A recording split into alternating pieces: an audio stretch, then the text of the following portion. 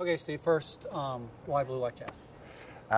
Well, I was looking for the next project to do after the last movie, and a friend had given me the book, and I read it over Christmas time, and you know, it just had the same effect on me that it's had on a lot of people. I just put it down, and it's like, I want this to be the next movie. I think part of it was, you know, I grew up in a Baptist church and was a youth pastor at a Baptist church. And then while I was a youth pastor at the Baptist church, I was going to the University of Colorado Boulder, which, you know, it's kind of like Reed in Colorado. Exactly, right. And so I felt like I'd lived the experience, and I felt like I could hopefully do it justice. What were the things in the book that made you think they would make a good movie? Well, the biggest one was just that confessional scene. Oh, I love that scene. I do too, you know. I it's wept like, when I read that. I mean, I just like, oh, it's so powerful. I know. Was that the kind of that was the central piece? That was the main reason I wanted to do it. It's like I want to make a movie. I want to end with that scene, and how do we work backwards from there to tell a compelling story where that becomes the high point. Now, what's the interaction now with you, or when you started this project, and Don? Right. Well, we've been really tight from the beginning, because when he brought up the idea of working with myself and Ben Pearson, longtime collaborator, on the screenplay. So he brought the idea. It was his idea, No, that wouldn't have been my idea. Because usually you don't want the author around while you're writing a screenplay. You're messing stuff up. You're going to mess a lot of stuff up, and you know, authors understandably can be kind of touchy about that stuff. But he was a great collaborator, and he was really open to trying anything. So there was never a point where it was like, you know, he would just put his foot down and say, no, we can't do that. But at the same time, having him around, I think helped make sure that we were keeping true to the spirit of it all. And then we wrote a lot of it in Portland too, around where it all takes place. So that helped, you know, infuse it. Like in any film, just be an example.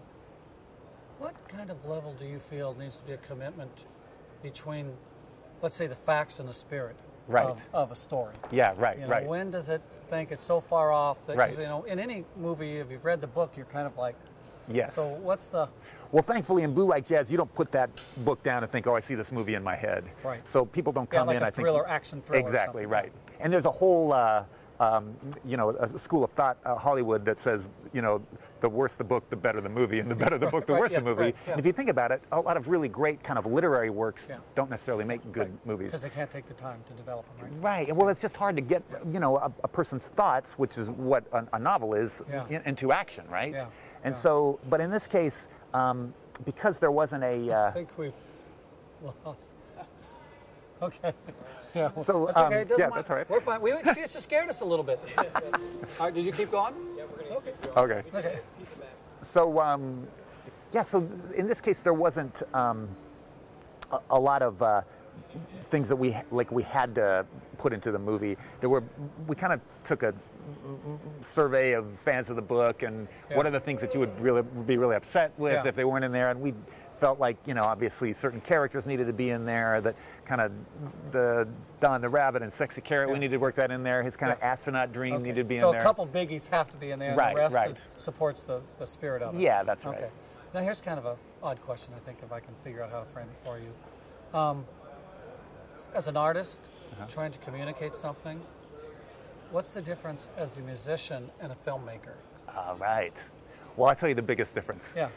In making music, I could finish a song and I could play it for you, and at the end of the song, I could turn to you and say, so, was it great? Or is it just over your head? You know, like those are your two choices. Is it awesome, or or you just not get it? Or is it over your head, right? Because there's no chance that it wasn't good. No, there's no chance it wasn't good. Because music is so subjective, right? But in a movie, it's like you don't get that, because a movie is made to be shown to an audience. And if an audience is confused, or they don't understand your intent, or, you know, they like, you know, the performances is bad or something like that, there's objectively bad movies. And so I can't just say, so is it great or is it over your head, if the audience isn't getting it. And so it's much more, you're much more in tune, always thinking, is an audience going to understand this, or they relate to this? And you're always putting yourself in the audience, trying to figure out if they're getting it. Now, when you're thinking of this, what is your hope for the audience in this movie? Right. Well, the book had a really profound effect on a lot of people. You know, it was a big bestseller, and you know, even when I was working on the book in in like I work at a coffee shop, and I can't tell you how many times I would look over and someone was reading Blue Like Jazz, or they were discussing Blue Like Jazz, or they were arguing about Blue Like Jazz.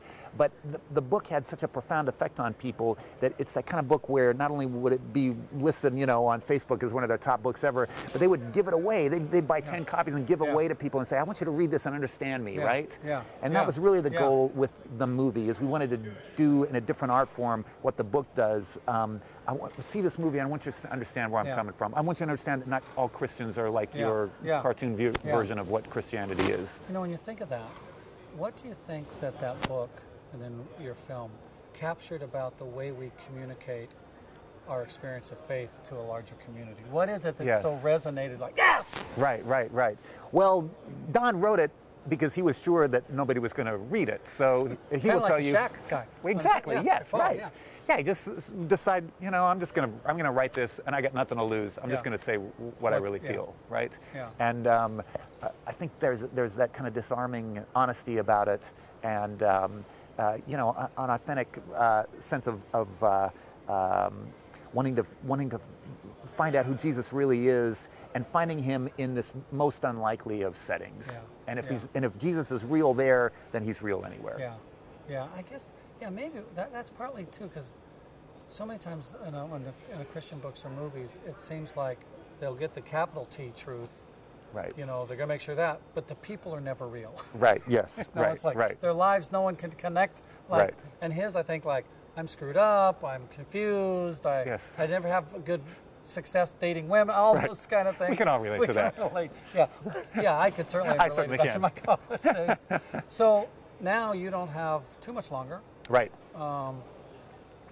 Are you done? When do you ever know if you're done with a film? Yeah, well, like, you know, you fiddle don't. It to death. Yeah, that's right. You don't really finish it; you just abandon it.